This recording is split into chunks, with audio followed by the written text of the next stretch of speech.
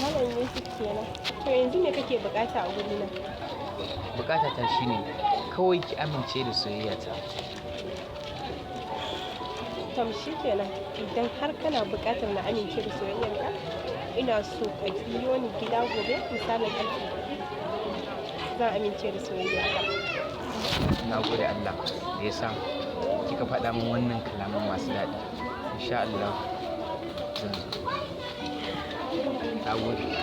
Sai Au, Yusuf. Ina buƙatar gobe idan za ka zo wurina. Ba na so ka kwaso abokananka ka zo. Ina buƙatar ka zo kai kaɗai ne. Karki jikin wanda zan cika mata dole. Na gode.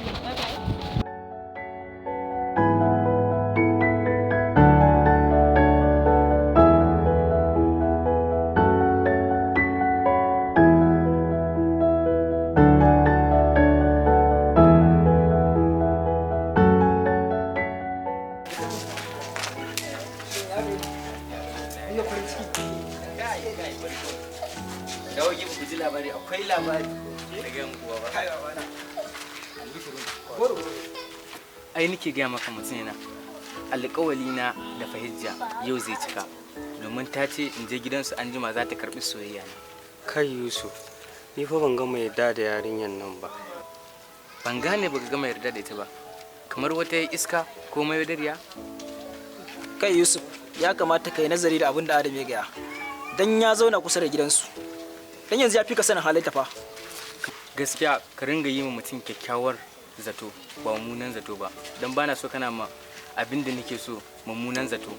Dan haka kun ga tafiyata.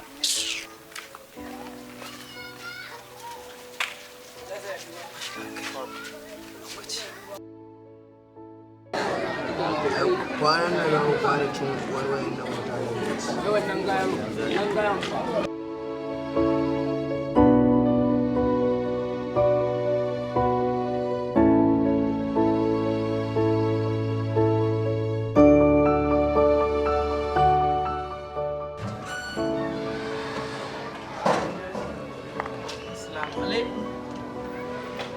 Assalamu alaikum.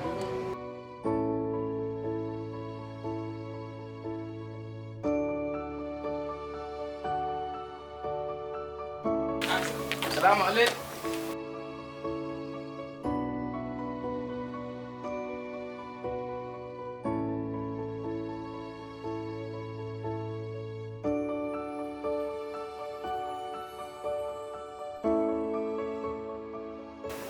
Yusuf, ya naga kana baya-baya, kaɗan matso mana. Hakan ma yayi. To tun da kai ba za ka matso ba, ni bari in matso. A sai amma daga nan yayi. Ni sai na matso. Dama na ga kiran ka ai, saboda gidan ba kowa. Dama na ce in za ka zo, ka shigo gidan kai tsaye. Gani na shigo ai. Baki je da nake jin wani farin ciki a raina saboda gurina yau zai cika. Na fi ka farin ciki ai masanin haka. Saboda ni ma yau nawa burin zai cika. Je karfe mana kofa mana. Fahijja, rufe kofa kuma? Firar da zamu yi bata isa mun yi ba, dole sai mun rufe kofa? Ni dai kaga ka je ka rufe mana kofa. Saboda yau kaga firar mu mai muhimmanci ce. Ba na bukatar kowa ya shigo gidan ya tarar da ni da kai. Ka je ka rufe mana kofa. Shikenan.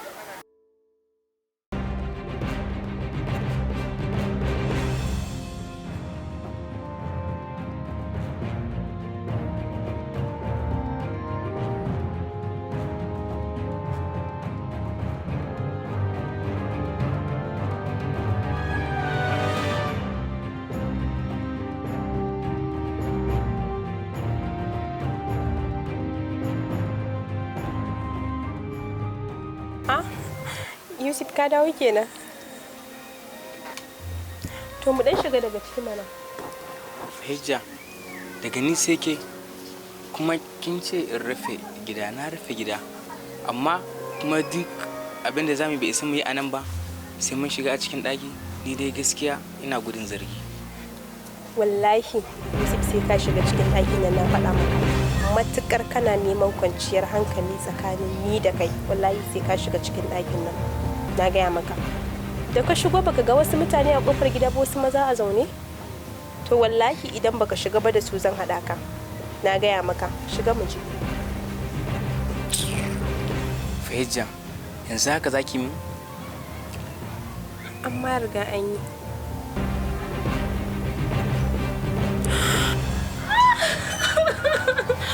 Na shiga uku.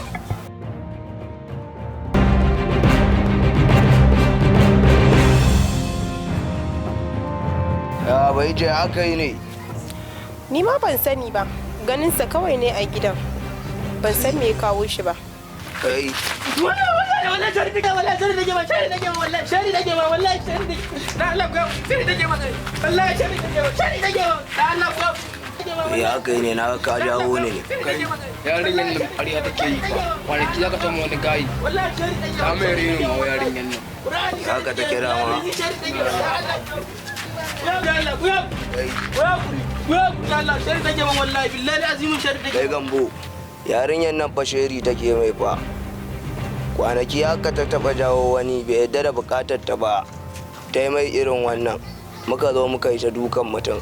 Dama ke mabukaci kike nema kuma kina kallon mu amma ba za ki taba iya kiran mu ba ga mabukata kai ku sake shi ya wuce wannan matsiyacin kawai. Wane? Ba za ka wuce ba. Kai, Ki shiga cikin wuce. Ba za ka wuce ba.